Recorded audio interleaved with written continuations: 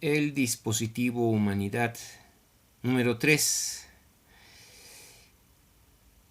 Existe la naturaleza simbólica, es lo que nos pretendemos responder en este programa. ¿Qué tal, amigos? ¿Cómo están? Me da mucho gusto saludarlos.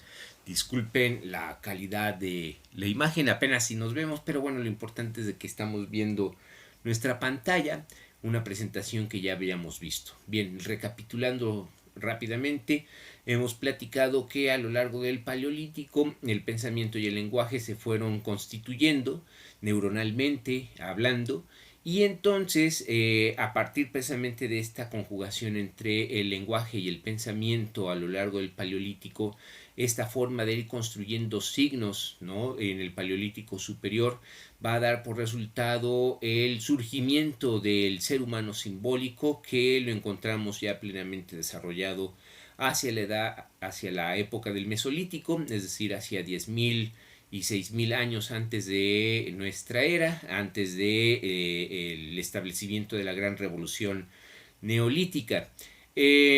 Entonces, bueno, hoy vamos a hablar precisamente acerca de esto que es la naturaleza simbólica. Hemos estado viendo que el ser humano del Paleolítico, el ser humano hombre, el ser humano mujer, los seres humanos niños, los ancianos, etcétera, etcétera, en este mundo del Paleolítico ellos vivían en una plena secundidad, es decir, la conciencia fenoménica con respecto al mundo tenía una total imbricación, ¿no? Estaban al 100% imbricados, y en ese proceso la conciencia fue construyendo desde luego el pensamiento, ¿sí? Nosotros podríamos decir que la forma de diagramatizar, si es que así se puede decir, la forma en cómo va surgiendo el pensamiento, nos lo muestra Charles Sanders Peirce a través de su semiótica, cosa que ya hemos platicado brevemente. Vamos a tratar de ir amarrando los conceptos para poder llegar a una conclusión en este programa. Bien, vamos a tomar como ejemplo lo que sucede en el fresco, ¿no? El fresco, que es una de las técnicas pictóricas más utilizadas y que a partir del Renacimiento se volvió prácticamente en uno de los ejercicios más notables de la pintura renacentista y posteriormente de la pintura manierista. ¿En qué consiste el proceso? Bueno, el proceso consiste en pintar justamente en una pared encalada y fresca la pintura, se aplica la pintura, y al momento en el que el anhídrido carbónico se va secando en la pared, va fijando la pintura dentro de ella, ¿sí? Es decir, la pintura queda dentro de la capa de la pared, no está por fuera, sino por dentro. Podríamos decir lo mismo acerca de los interpretantes energéticos que el ser humano va construyendo a lo largo del Paleolítico y que se van a depositar en la conciencia. Lo importante que queremos decir es que la conciencia está constituida a partir precisamente, obviamente, de este contacto pleno con la naturaleza, con el objeto, ¿no?, con el mundo objetivo en términos generales, pero al mismo tiempo, precisamente, este ser humano primitivo, cuyo pensamiento y cuyo lenguaje apenas están gestando, ¿no?, y apenas se están encontrando en un momento determinado, en el momento mismo en el que este ser humano va construyendo sus interpretantes energéticos, va constituyendo la base de lo que él va a creer, el ser humano, ¿sí? Es decir, a partir precisamente de que se va constituyendo el pensamiento, el ser humano concibe la realidad tal como la cree, ¿no? No como la percibe, sino como la va creando. ¿Y cómo la va creando? Pues la va creando a través del pensamiento. ¿Cómo es eso? ¿Qué quiere decir que la va creando a partir del pensamiento? Bueno, es muy fácil. Hemos estado platicando, por ejemplo, en la sesión pasada platicamos de un grupo de sapiens que están observando, por ejemplo, un atardecer, y que van comunicando, ¿no?, de alguna forma sus pareceres y sus sentires con respecto a lo que están observando. El ejemplo es tremendamente burdo. Pero en 80.000 años de existencia de ese ser humano paleolítico suponemos que pudo haber ocurrido esto que estamos platicando, ¿no? Entonces, al momento en el que el ser humano va captando la naturaleza, la va aprendiendo con H, ¿no? Es decir, va haciendo suya la naturaleza, al mismo tiempo porque el cerebro orgánicamente le impele, la neocorteza le impele a pensar y a explicarse las cosas, aun cuando el pensamiento y el lenguaje no se han engarzado completamente. De todas maneras, el pensamiento de alguna manera busca explicación para algunos fenómenos. Entonces, ¿por qué? Porque el chiste precisamente del ser humano y de su cerebro es modificar la naturaleza. La modificación de la naturaleza para satisfacer sus necesidades se da a partir, desde luego, de la propia formación neuronal de lo que es el ser humano, ¿sí? Porque en ese proceso vamos a ver que de ese ser, ¿no? Que apenas si a los 20 años llegaba, ¿no? Ahora se ha convertido en el amo del mundo para bien y sobre todas las cosas para mal. Y entonces a lo largo de esos años del Paleolítico, el ser humano en la conciencia fue creando las bases de la creencia. No fue pensamiento meramente abstracto y puro, sino que se fue dando a partir de la conciencia.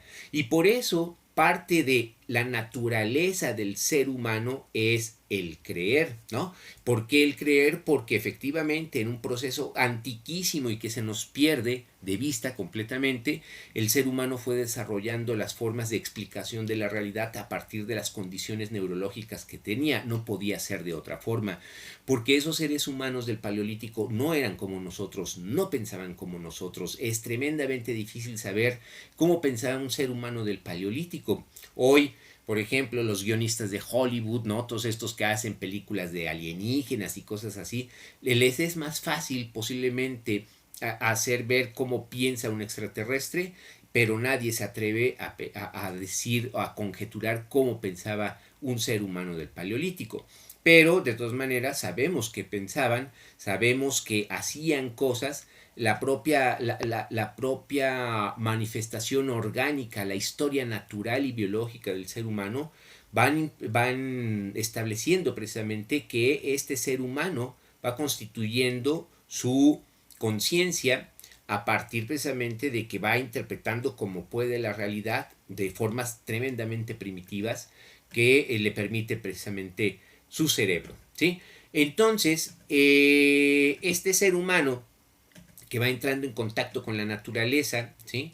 Que va constituyendo la naturaleza, también va actuando sobre la propia naturaleza, ¿no? Habíamos puesto este esquema en el cual el ser humano, ¿sí? Que es este, este,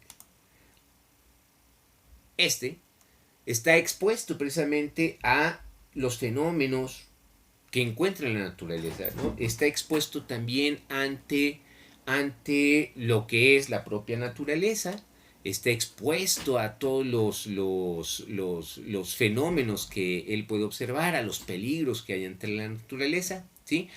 Pero obviamente todo eso lo puede salvaguardar porque es un ser social, es un ser gregario y a partir de la propia socialización de este ser humano primitivo, de este Homo sapiens primitivo, el Homo sapiens primitivo puede modificar la naturaleza. En la ilustración ustedes están viendo un grupo de homínidos anteriores al Homo sapiens, pero la actitud es exactamente la misma, ¿sí? De todas maneras, lo que se impone en el ser humano, aparte de la violencia con la cual se defiende de sus predadores, ¿no? En esa naturaleza objetiva del Paleolítico, es el trabajo. Y el trabajo es lo que va a apartar al ser humano del resto de los homínidos y del resto de los animales, ¿sí? Por lo tanto, entonces todo ese proceso hace que el cerebro se vaya constituyendo y a partir de ese proceso el cerebro impele al ser humano no solamente a modificar la naturaleza, sino a explicarse las cosas que se va encontrando, ¿sí?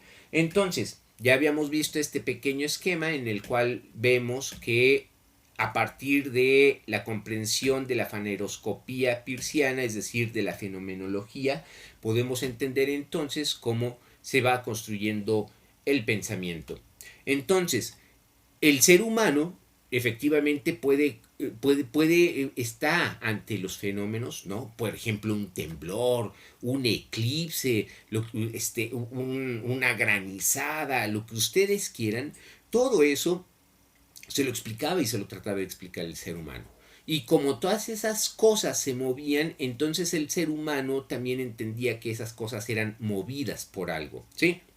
A partir de que el ser humano va descubriendo su subjetividad a partir de los sueños en un proceso larguísimo, ¿no? A partir de que tiene noción de que los muertos se le aparecen en los sueños, los Homo sapiens entierran a sus muertos, ¿no? Cosa que ya hacían los neandertales, pero el Homo sapiens ya lo hace, y aquí ya hay efectivamente una lectura simbólica posiblemente de la realidad. El ser humano entonces va creando explicaciones a partir de que tiene la necesidad de explicarse los fenómenos que él percibe, ¿no? Que él siente justamente, o que el ser humano siente. Entonces, esto nos lleva precisamente a establecer algo que en el siglo XX algunos personajes importantes hace 100 años comenzaron a platicar. Fíjense, hoy estamos en el siglo XXI, estamos en el 2020 y seguimos teniendo los paradigmas del mundo anterior, ¿no? Comenzamos a ver que hacia el siglo pasado, más o menos por 1920, encontramos a un Cassirer o a un Carl Gustav Jung que están reflexionando en torno a la naturaleza simbólica del ser humano. Y efectivamente, por ejemplo, Jung comienza a desarrollar su teoría de los arquetipos, con la cual nosotros estamos de acuerdo en términos generales, en la cual se dice que estos arquetipos son formas tremendamente antiquísimas de pensar del ser humano. Lo que no atina a establecer Jung, y no lo hace ni en los años 60, ya cuando su trabajo es bastante adelantado y ha formado una gran cantidad de discípulos en torno a él, todavía no pueden entender la complejidad de lo que es el cerebro neurológicamente hablando, y entonces Jung piensa que la naturaleza psíquica del ser humano se da precisamente en una conciencia, ¿no? Pero él concibe la conciencia como una conciencia que efectivamente puede irse construyendo históricamente, pero que como que es la misma, naturalmente es la misma, ¿sí? ¿Qué quiere decir esto? Que Jung piensa que la conciencia es el trasfondo de lo irracional que explica muchas de las actitudes del ser humano hacia la actualidad. Y el ser humano hacia la actualidad de Carl Gustav Jung, que es de hace 100 años, él observa que el ser humano tiene efectivamente patrones neuróticos y patrones autodestructivos que él trata de explicar. Estos patrones autodestructivos se dan a partir de que el ser humano no puede satisfacer sus deseos de una forma completa. Si no los puede satisfacer, entonces comienza a desarrollar la neurosis, porque la moral se viene a imponer sobre los deseos naturales del ser humano y entonces se desarrolla la neurosis. Pero suponemos que estos procesos no se daban en el Paleolítico, ni en el Mesolítico y tampoco en el Neolítico, ¿no? Sino que el pensamiento, como iba en un proceso de construcción, la neurosis posiblemente no se desarrollaba como posteriormente se va a desarrollar hacia el siglo XX. Tenemos que poner todos estos paradigmas como diagnósticos de la época en la que fueron escritos, pero no es definitivamente una explicación que nos ayuda a entender la naturaleza del ser humano de una forma completa, en lo absoluto no. Y también Ernst Cassirer, por ejemplo, en la antropología filosófica viene un pequeño capitulito que habla obviamente sobre el símbolo, y ahí Ernst Cassirer dice que el ser humano prácticamente está condenado a pensar simbólicamente la realidad, puesto que esa es la naturaleza del ser humano. Estos dos grandes hombres a los cuales estamos citando en este momento, efectivamente la forma de entender la realidad científicamente hablando no les daba para poder desarrollar más su teoría, y entonces piensan que la naturaleza simbólica del ser humano es una naturaleza que ya determina el destino del ser humano, ¿sí? Lo que nosotros decimos es que como el ser humano neuroplásticamente ha ido construyendo su conciencia para a partir de ella construir el pensamiento, ¿sí? Es en la conciencia en donde va construyendo precisamente todos estos parámetros sobre los cuales se funda la creencia. ¿Y qué es la creencia? Es esta definición que dio San Pablo alguna vez en Hebreos 11:1, ¿no? Se las voy a leer de nuestra versión de la Nácar Colunga que tenemos por aquí. La vamos a tratar de encontrar rápidamente. Aquí está, Hebreos. Dice 11.1, la Nácar Colunga. Ahora bien, es la fe garantía de lo que se espera, la prueba de las cosas que no se ven, ¿sí? Esta definición, ¿no?, tan perjudicial para el ser humano en términos generales, que es parte fundamental de la construcción del patriarcado, dice efectivamente que entonces hay cosas que se pueden, que están más allá de la evidencia de los sentidos del ser humano, que es lo que explica el desarrollo de todos los fenómenos que el ser humano puede percibir, que puede sentir justamente. Y entonces al decir que las cosas que no se ven y la esperanza de las cosas que se esperan, lo que está haciendo San Pablo es definir precisamente esta naturaleza del ser humano que posterga absolutamente todas sus necesidades vitales porque piensa que hay un más allá. Y este más allá implica el hecho de entender entonces, lo digo yo, mal esta realidad, desde luego, ¿no? No podía ser de otra forma históricamente hablando, pero históricamente hablando podemos decir que efectivamente en el momento mismo en el que la razón ya tiene plena facultad de su uso, cuando el pensamiento se ha establecido plenamente a partir del Neolítico, ¿sí? Entonces el pensamiento comienza ahora sí a construir sus monstruos y entonces la realidad no se concibe como se percibe, se concibe como se cree y ahí está precisamente el fundamento de todas las equivocaciones del ser humano, ¿sí?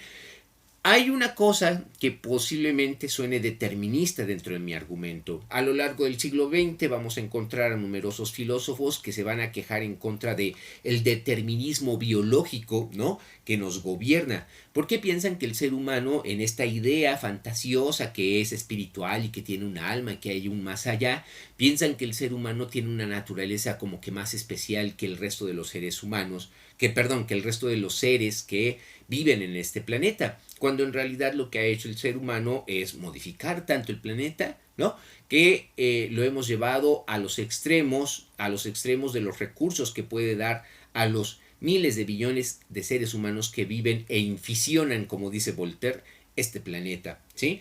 Entonces, estas formas equivocadas de entender la realidad nos han llevado precisamente hacia el presente porque le damos peso al símbolo. ¿Cómo que le damos peso al símbolo? Bueno, el símbolo se constituye precisamente en la forma de entender la realidad, en la forma de construir mi identidad, en la forma de definir al otro como enemigo, porque el símbolo es lo que constituye la naturaleza del ser humano. No, sí, el símbolo es parte de la naturaleza neurológica del ser humano, pero como neuroplásticamente el cerebro, efectivamente, al momento de ir generando conocimiento, también neuroplásticamente se va modificando. Nosotros podríamos decir que podríamos romper todos los paradigmas que hemos venido lastrando desde el Neolítico hasta el presente y que se manifiestan en esto que definimos como sistema neolítico del pensamiento. Neuroplásticamente lo podemos cambiar. Y esto no quiere decir que yo sea skinneriano o que sea adepto a Pavlov, ¿no?, y al conductismo en lo absoluto. No estoy hablando de esto. Yo estoy hablando de que nosotros en este presente podemos romper conscientemente con este conatus desgraciado que traemos arrastrando desde hace 4000 años y comenzar a generar una nueva humanidad, si es que nosotros en el presente nos ponemos las pilas. Nosotros como seres del presente somos seres que venimos arrastrando las taras del conatus del pasado, ¿sí? Nosotros no pedimos nacer donde nacimos ni ser lo que somos. Somos producto de toda una historia que nos ha llegado hasta el presente y que nos ha depositado aquí.